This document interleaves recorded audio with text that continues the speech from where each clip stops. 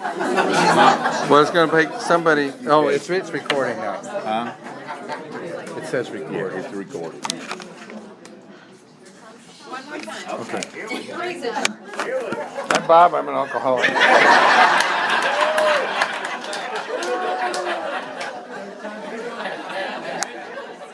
So to the grace of God and the age of 10th of December 1967. I've never been able to say that 3 times. Very cool. I love Texas. One of the 2 most important men in my AA life. One of them was a Texan by the name of Bob White, and he influenced me in a way. Texans. I was given a talk in 1974 in Hot Springs, Arkansas, and I got to meet Bob and Marceline White. I don't know if any of you know them, but they were wonderfully important people in my wife and I's life. I fell in love with them at the conference, and then I got invited to Brownwood, and I got invited to Midwinter, and I got exposed to Texas. Now, I'm from a little Catholic ghetto in St. Paul, Minnesota. We had all these Baptists, and they're reading Unity and Science of the Mind, and they tore the top off my box. And they took my little Catholic point of view, some of which is wonderful, and broadened it. And they gave me, I was sober, 7, 8 years, and they gave me a experience of spirituality. They were so attractive in what they were doing. And there's something about that combination of, Texas is some of the best AA in the world. It is. It's stronger in hell, and it's got the graciousness of the South, but the specialness of the West. There is something that is very special. And we had a house in Whitney, Texas for 35 years, and we went down there and got to know an awful lot of Texas. So thank you for sharing your program so well. I started drinking when I was a freshman in high school. I'm one of 7 kids. Mother sent the oldest of us to school early to get us the hell out of the house. So I'm 4'11", 95 pounds in high school, and mostly mouth, and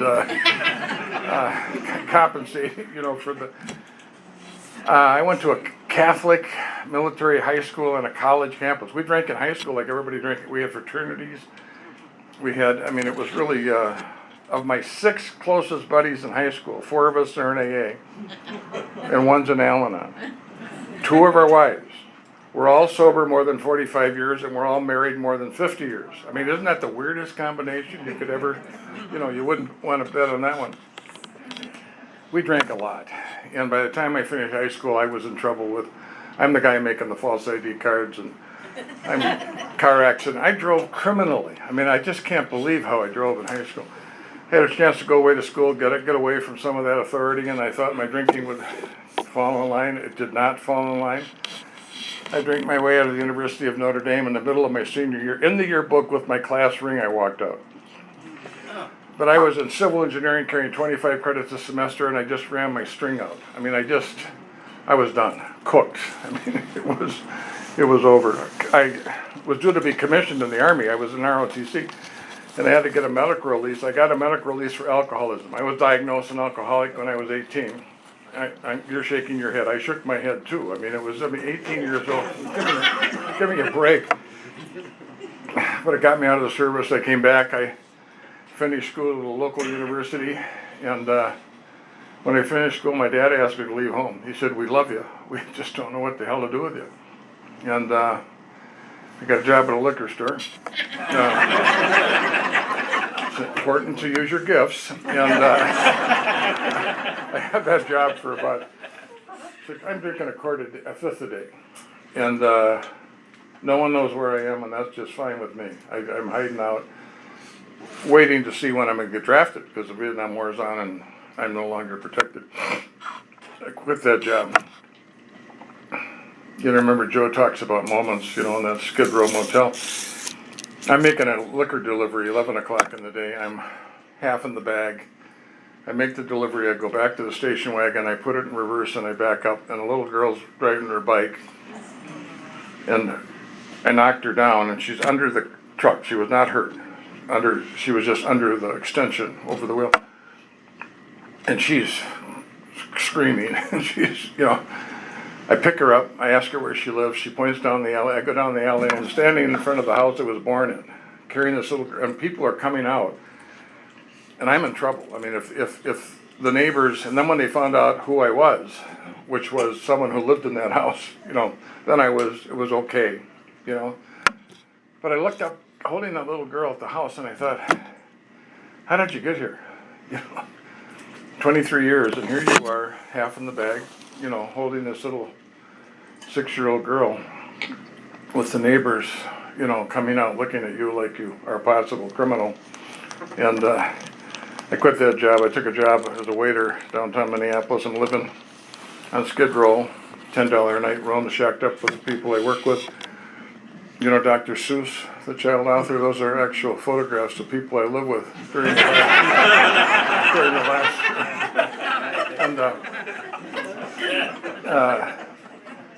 sometime during that thing I got beat up. My face kicked in, I got fired as a waiter, and I asked if I could move back in the house. They allowed me. Asked me not to drink. I promised not to drink. I lied, or I was unable to not drink. And I got accepted in Officer Candidate School. They lost my file. They had me take the physical for the 4th time, and they failed me for a hearing problem. So now I don't have to go to Vietnam. Got back together with the wonderful woman that I had gone with for about a year and a half. We broke up for almost 6 months, and today she's my very lovely wife. I got a job as a trainee in a manufacturing concern, but I bought my first car. I said, I'm going to be a grown-up. I mean, this is looking good. Only I can't quit drinking. Just before I went back to my senior year at Notre Dame, I was beaten up, robbed, rolled, pistol whipped, shot at, thrown out of the 2nd story of a hotel, ended up in a state of shock, ended up in a hospital, psych ward. And they were not going to let me go back to school. They let me go back. I promised not to drink. I went back. I didn't drink for 2 months. I thought I proved 2 things to myself, is I could quit, and I'm still an asshole. So obviously that was not the cause of my problem. I'm sober and still a jerk. And it never occurred to me that if I really wanted to quit drinking. So now I'm engaged and married. I got my first career-like job. And in my family, if you didn't treat your wife well, you should move. I mean, life as you know it is over. And now I'm the company drunk. I'm falling asleep at my desk. I'm sleeping my hangovers off in the dark room of the photography department. I use up my sick leave in the first 2 months of work. I mean, it's just, when I went back to make amends with the guy who hired me, he said, God, you interviewed so well. I said, yeah, we do. I said, we interview well. We have performance issues. But we interview well. I had that job 6 months. I quit just before the jig was up, and I got a sales job, thinking that'd give me more flexibility. And sometime in July 1967, I went out on a 4-day drunk, and I woke up Thursday morning hugging the toilet doing my morning exercises, and that was my moment. I can't tell you how disgusted I was with myself. And I called AA, and they sent 2 guys out to a restaurant to meet me. One guy had 6 months, one guy had 6 years. And they changed my life. We have many traditions in AA. I have been put in front of every kind of help a young person, every kind of religious help, every kind of psychology help, every kind of medical help, legal. I'd never talked to another person with a drinking problem. In 45 minutes, by telling me their story, they changed my life. I could have walked out and not have done what they recommended, but I couldn't have walked out not knowing that what their communication was had integrity and strength. And I went to my first meeting of AA. I drank twice after coming in AA, once after 30 days on a business trip to California, and once after 3 months. My wife and I, we got married and went to Mexico for a week. And you know where the divers dive off those cliffs? I dove off those cliffs on my last drunk. I'm in the audience watching a world's high diving contest, drunk. Thought that's not so tough. So I'm a thinker. You can tell that I'm a thinker. I won't bore you with the whole story, but dove off the public landing, climbed up to about 85 or 90 feet, split my swimsuit, cut my leg. My wife is going absolutely batshit. She is seeing, Minnesotan brought home in a bag, and assholes up in this. I'm stuck. I can't move. I can't get up. I can't get down. Now I got to make up my mind. Am I going to jump or dive? I'm watching the waves come in, and dove. God watches after fools and drunks. I made it. If I would have jumped, I would have died.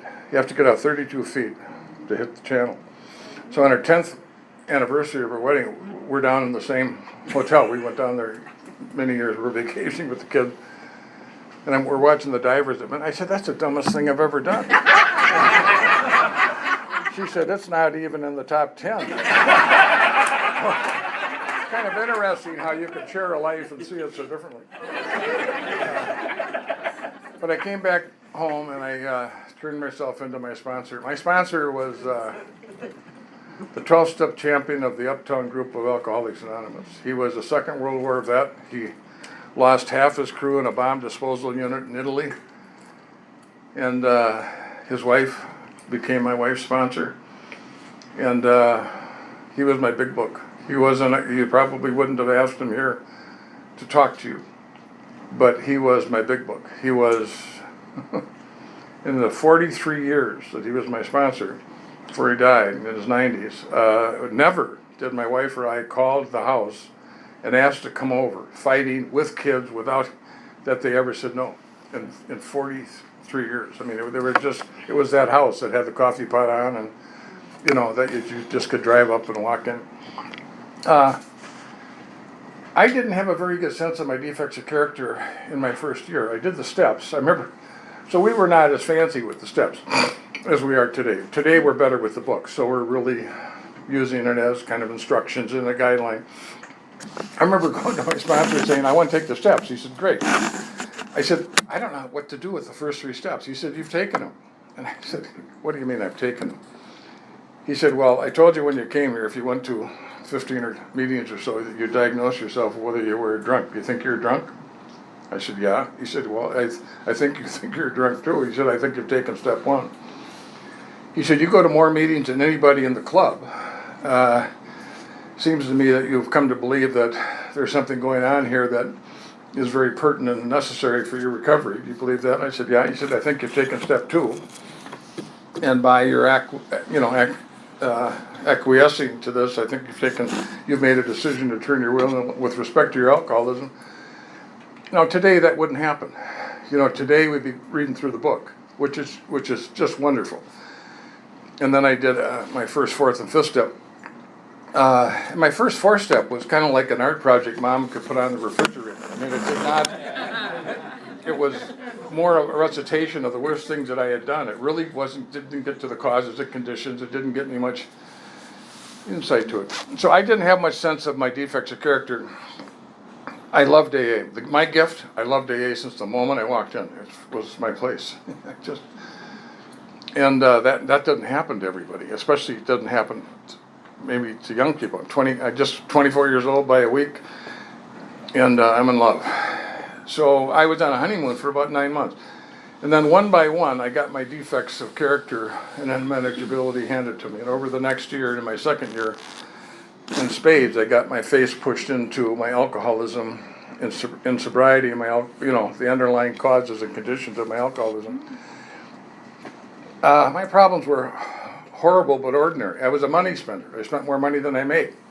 If you do that over a long period of time, you end up in debt. I just want to report that to you in case you don't know where that's going. We started to have kids, and I wasn't a particularly helpful husband. My wife is an RN. She's working double duty. So 2008, I get in financial trouble, second time. Explaining to your wife that you're in financial difficulty for the second time is much harder than explaining it the first time. So, my wife doesn't like to talk, but she's got a great program, and I think she gives a pretty good element of talk. And she thought as long as she was praying to get my ass out of trouble, that she had to say yes more often. So all of a sudden, she's giving Al-Anon talks, and I'm having to go. We're at conferences together. And I had to listen with an ear as to what she lived through in my early sobriety. And it was very, very hard for me to listen to the sacrifices that she made, during that time. It was, it deepened my appreciation. And so I got a work problem. I have trouble getting to work, and I have trouble staying at work, and I have trouble working at work. Other than that, I'm a pretty good worker. I know none of you have had these issues, so I understand that you'll find it a little hard to believe.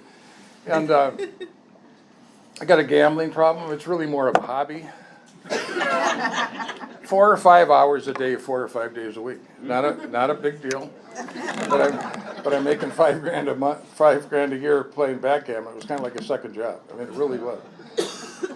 And I don't know. And these were not annual problems or monthly problems. These were daily. None of them made my first inventory. My second inventory, I don't know how much they made. I can't remember that. But all of a sudden in my 4th and 5th year, I really thought, get me sober and I'll learn how to be a husband. Get me sober, I'll learn how to work. Get me I mean, if alcoholism is my problem, I'm taking the steps and I'm dealing with it. That should straighten things out, shouldn't it? I mean, she believes me. Well, I'm 5 years sober, sitting in the club, a new guy comes in, and I give him a cup of coffee and sit him down, and he shares that bushel basket full of manure that everybody brings in. And I'm saying, hey, as bad as it is, as hopeless as it seems, you're in the right place doing the right thing. You come in here, get a sponsor, get in the book. You don't have to do it perfectly. Just stay. Get in the book. You're going to be okay. Then I'd get in the car 11 o'clock at night, and I'd say, Bob, when are you going to be okay? You're 5 years sober. You just bought a $400 sport coat at a store that you had a $500 bill at. When are you going to quit spending money you don't have to buy things you don't need to impress people you don't like? When are you going to learn how to work? Everybody knows how to work. You do not know how to work. God, I didn't know. And at about 7 or 7.5 years, both my wife and I had kind of a breakdown. It was, we went to a lot of conferences. And I remember and I always wanted to sit in the front row. She always wanted to sit in the back row. And we would start crying during the time that the speaker was speaking. There was so much going on. And I'm telling my sponsor 65% of what's going on. Oh, I know, you do 100, right? You're just an open book. So I get, but I'm only telling myself 65% of what's going on. Life is lived forward, but it's understood backwards. You do not see it when you're in it. And I did not know what to do. I really did not know what to do. And so at 7.5 years, I mean, I knew I had to find out what God had to do with Wednesday. I mean, I knew a lot about, parochial education all the way through. I knew a lot about God, but I was unable to demonstrate my relationship with God the way I saw the people in Alcoholics Anonymous demonstrating it. It was not effective. My life was messy. My mother always said, "You're not very bright, Bob. Dress well." And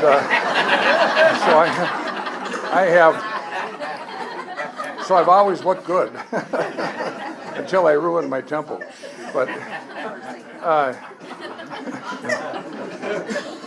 But I'm a suit.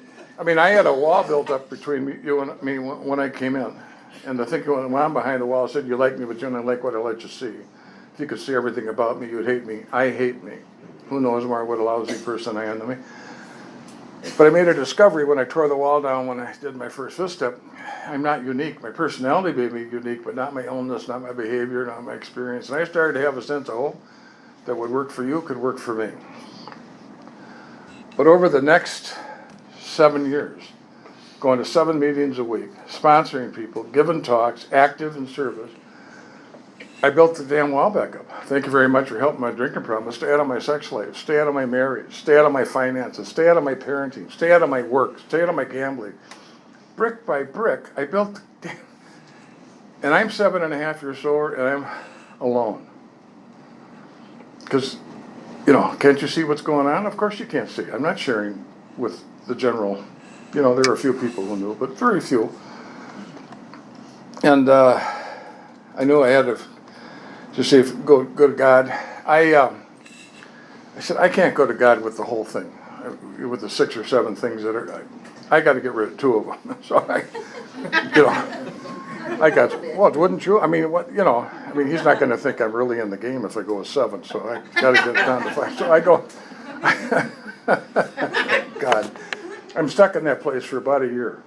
And finally, out of desperation, I said, I got to go back to the steps. I went back to the steps for the 3rd time. Powerless and unmanageable. I mean, anybody with a room temperature IQ could see that I was powerless and unmanageable. What amazed me is I lost step 2. I believed it for us. I didn't believe it for me. I'm almost 8 years sober and my pants are on fire. It is, I'm a great starter, but I'm a poor finisher. I mean, this is a story of my life. And one more time, the place I love the most, the place I was so happy to have found AA, I'm a loser. And you either get more or less active. I got more active. I started to see people with bigger problems than I had with smiles on their faces walking through walls I was trying to avoid with dignity and grace. And I came to believe, again, that God would restore BoB to sanity. I took step 3 on my knees with my sponsor in his office. We didn't do that much in those days, but I started to hear these California people talk about it, so I figured I'm going to cross the T's and dot the I's. And then I'd taken my first 2 fifth steps with clergy, which is what everybody did in our group. And then I started to hear you all talk about doing it with your sponsors, so I went to him and I said, I want to take my 5th step with you. I said, I feel like I'm dying of thirst lying next to a lake. I said, if you came to my house with my problems and shared them with me, I could damn near tell you what I would recommend that you do, and I think it would be fair AA advice. I just can't or won't do it. I am so bloody sick and tired of can't or won't do it. I don't know what the hell's wrong with me. I'm as baffled that I think I've taken the steps, to the best of my ability, and I'm still sticking in the dirt. So I said, whatever you recommend to me when I'm done, I'm going to do. And I did my 5th step with him. And one of the things he recommended, amongst others, was to find a psychologist that works with business people. You see, you got a lot of issues around money and failure and work and success. I want you to go talk to that guy about those issues, and then I want you to bring the conversation back to me, and we'll recontextualize it in AA. I did not want to do that. That sounded like I had a bad program. Hello, and then I get the psychologist, and he wants my wife involved. I thought, oh crap. When your wife's in the room, there's a lot more information in the room than I think is necessary.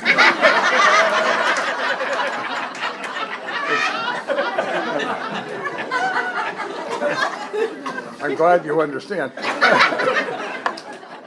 And it's confusing, and I don't think, so but I agreed that I would, so I did. Then he wanted my kids to come occasionally. It was just a nightmare.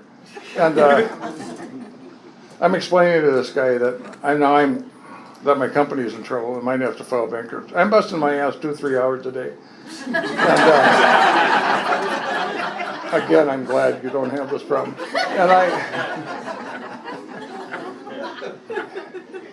And he looks at me and he says, why are you so afraid of failing?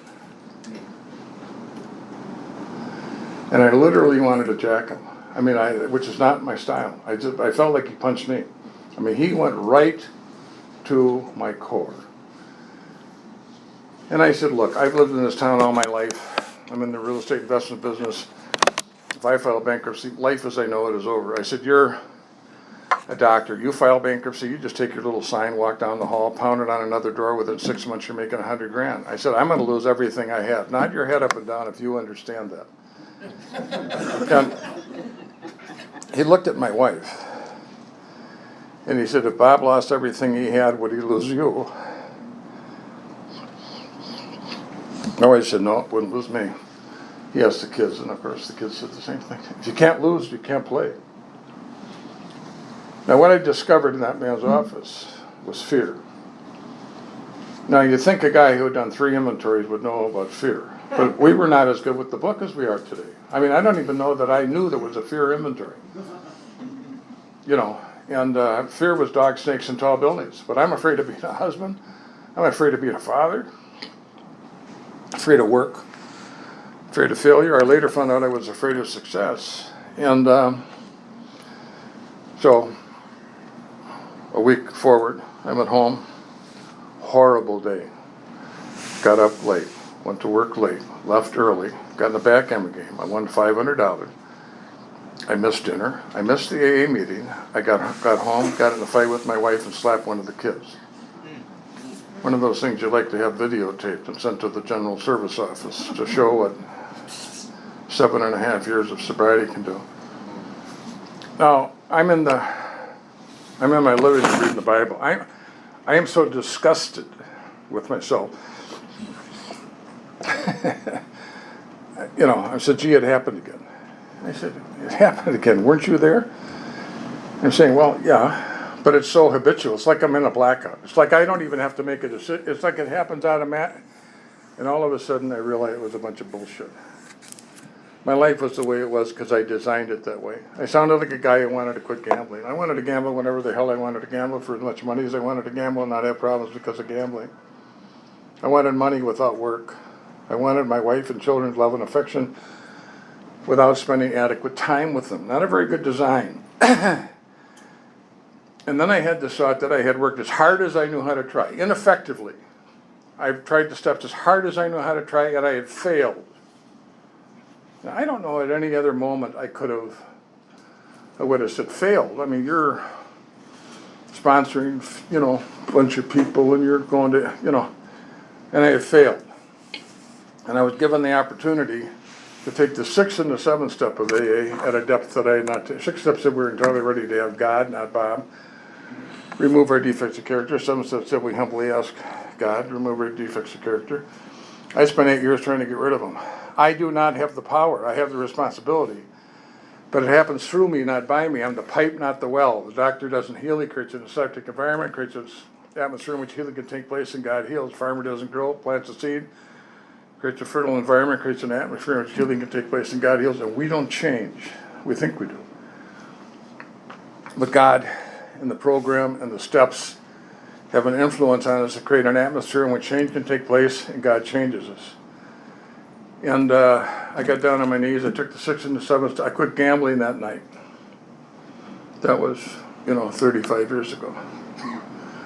I turned the checkbook over to my wife. My wife, turns out, is a great money manager. Not all spouses are, but my wife is.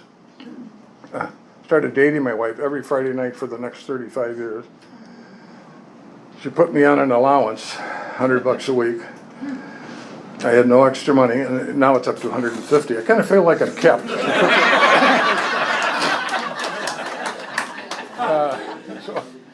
Well, we kept. In those days, I didn't have access to any more money. Now I have access to more money, so it doesn't. So, but we keep that going. I made appointments with my sponsor about going to work, staying at work, and working at work. I remember I'm out in the parking lot at General Mills. I have to go make a call on the executive vice president of General Mills to buy a real estate investment. And if he buys $10,000, my company makes $1,000. I'm making $1,000 a month, gross. And so I'm afraid to go make the call. So I'm out reading the big book. I'm reading the 3rd step prayer to get my ass out of the car to go make a call that I know won't work. I never made sales calls. I just phoning up activity reports. I never took a chance that you'd drag me across the desk and force me to sell you something. So, so I go up, and the guy buys $20,000 worth, and I make $2,000. And I'm on the elevator going down, and I said, if a guy did that regularly, I mean, it just, it's so sad. It's almost, it's just amazing. So how does it happen? If I really had the time and the inclination to share with you what my life is like, it's silly. It's so extraordinary. I'm in love with my wife. No joke, no bullshit.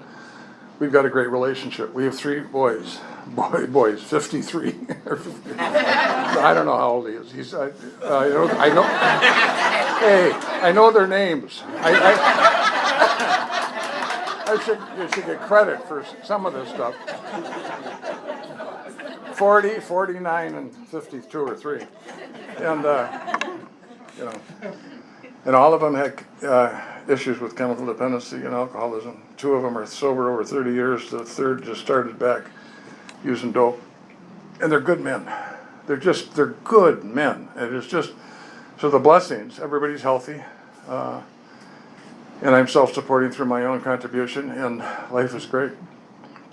It is. And the path to that is, well, it's a path to God, but finding God is a process of removal, not addition. Everything else in life tells you it's addition. You got to get smarter. You got to get more help. You need a technique. You need to take this course, to get this sponsored, to do this 4-step, to go to this conference, to get the right data. You got to get the right stuff or you're just screwed. And that's just isn't so. I mean, there's stuff to do. I mean, you got to stay sober. You got to go to meetings. But once you're in the process, once you start to expose yourself to the spiritual process, you're no longer living your life on ego and intellect. You're living it on the program of God. And when you're living on the program of God, it's not as important and you're not as important. There's rubber on the tire. It's a kinder, softer, more peaceful life. It is, and there is, inside of each of us is a piece of original equipment manufactured that's untouched, intact. The original stuff. It's that pure magnet that we dragged through the junkyard of life. We showed up here with a 4-foot ball of crap. And we started taking the steps and talking to our sponsor, reading the book. And piece by piece, we power washed that sumbitch and we pulled off pieces. And then one day, this brilliant white light shone forth from the piece of untouched us that is the same as God. We have a knower. Every once in a while, you're hearing an AA talk, like Joe gives. I listened to Joe this morning give this 1-step talk. I just love it. It's a great story. And you hear someone say something that is so strong and so true, your heart just goes, oh yeah. It doesn't go, oh, I like that. I'm going to write. You just know that you've heard something. You've never heard that before. And your soul sings. It knows. Who knows? Your knower knows. We have at our disposal a power. Bob White, who was my hero, when he gave that last talk at Canyon Conference, and in the middle of the talk he said, then the power was added. And that's what happens to us. The power gets added. And all of a sudden, the guy that didn't know how to work, the guy that I was ineffective. I was always smart. But I never used it effectively. And when I had that second surrender, God changed me. And all of a sudden, I'm effective. I'm the guy writing the deal up. I'm the guy analyzing the deal. I'm the guy that sells half that my business partner, sober 57 years. We're both selling the deal. It is, God is evolving, and we are evolving spiritually. And when you think of, if you're sober, how long are you sober? Almost 6 years. Yeah. How much more understanding do you have at 6 years than you had when you walked in? It's an evolution. It is, it's transformational. It's not just an improvement. It's like a sex change operation. It is changing almost everything and the way we see it.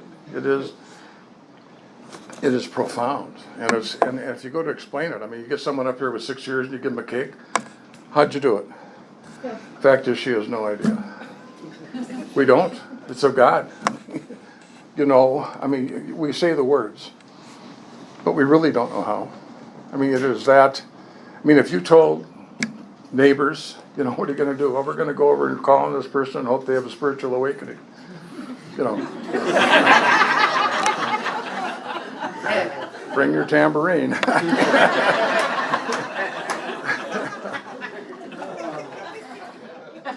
But everybody who's been around here, those words would be a little awkward. But when we're discussing the 11th step and the 12th step, having a spiritual awakening, everybody in the room has something to talk about their experience. And we're not talking about what we believe. We're not talking about dogma. We don't give a crap what you believe. We want to know what your experience is. And that is what's happening in the world. The world is tired, in many ways, of the Christian dialogue, of the mythical Christian message. I'm not. I mean, I'm still practicing. But I've evolved where the world is so much more open to hearing about spirituality. And they're so much more open to hear about your experience with the God of your understanding, rather than, if you're going to be a good Catholic, what you believe. That's fine. If you want to believe that, God bless you. But as your sponsor, we're going to talk a little bit about how you treat your wife. We're going to talk a little bit about how you're doing at work. And we're going to talk about putting the principles in action in your life. What's your experience with it? And that is the beauty of our program. You know, Joe and I, the other talks we were given this weekend, it was a 12-step thing. And people were talking about how the steps build on each other. The order of the steps, the beauty of the steps. I mean, it is just amazing to me. I mean, I can't tell you how many times I tried to start over, and I tried to quit drinking, and I tried to change things, but it was hopeless. I mean, I had built such a mountain of manure. When I looked at that, it was much easier to take a drink than it was to, you know, get a pitchfork and start dealing with it. It was bigger than I was able to deal with until I surrendered. And I think that today, you know, because I'm old and I've been sober a long time, people ask me, are you worried about AA? No. Why? Where else are you going to go? I mean, where else are you going to go? I mean, there just is, you know, there isn't. The 12 steps are the answer. Treat the whole person. And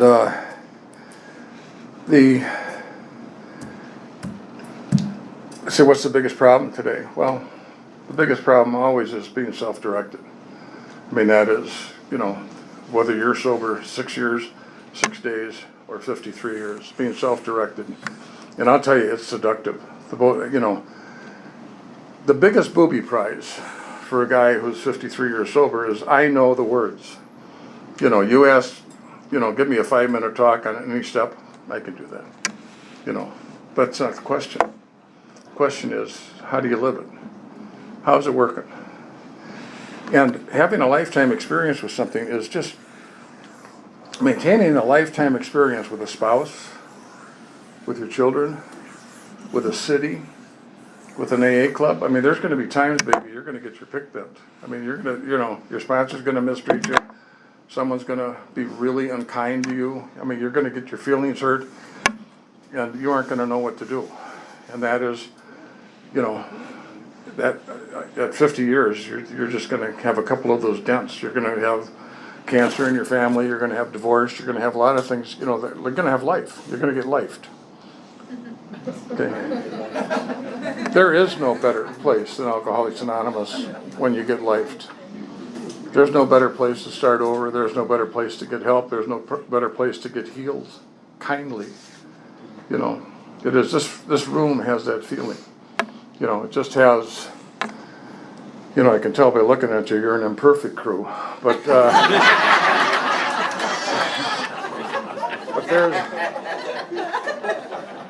but just the humor.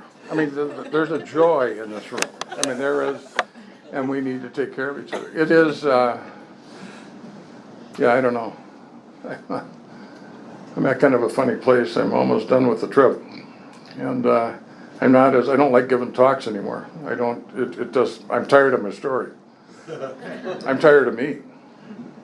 I really am. I like to be done with me, so that I could be more fully with my children, and more fully with my wife, and more fully with the people around me. And because I don't have to work.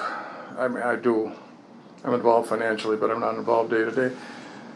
I can come close to doing that. I'd like to be less important. The reason I get pissed off is I'm important. You know, that you irritate me, that you make me stand in line, that you put me on an automatic call. My wife comes in and I'm screaming at the recorder on the phone. She has to medicate me to do an automatic call. But if I am done with me, I don't think I'd be any less effective. I think I'd do the next right thing. I think I'd do what's indicated. I think I'd be more loving. I think I'd be less erratic. I don't think I'd be as reactive. And that's what I'm finding in my life. Thank you for my life.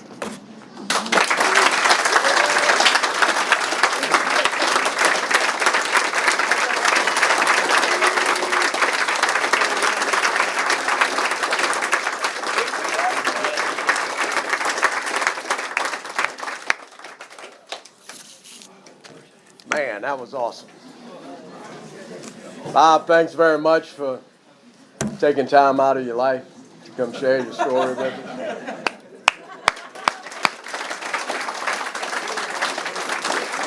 Is that funny? All right. Chips.